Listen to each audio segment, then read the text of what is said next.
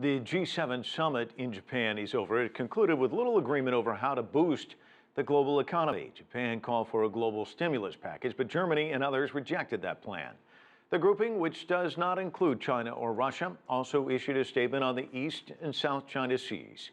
CCTV's Nathan King has a summary of the two-day summit. With a sluggish economy, negative interest rates and debt the highest in the developed world, host Japan wanted this summit to produce a global stimulus plan to pump the global economy.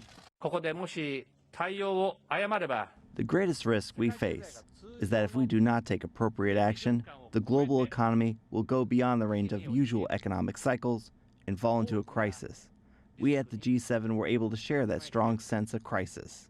While the final statement agreed on the need for growth, countries decided against a plan as deep divisions over economic policy divide the G7. Japan had warned the global economy was potentially falling into crisis, the likes of which not seen since 2008. German Chancellor Angela Merkel openly rejected that view. So in the end, the final statement read, taking into account country-specific circumstances, we commit to strengthening our economic policy responses in a cooperative manner and to employing a more forceful and balanced policy mix in order to swiftly achieve a strong, sustained and balanced growth pattern. The G7 final statement also expressed concern about the situation in the East and South China Sea. And in an apparent reference to China, it talked of the importance of peaceful management and settlement of disputes.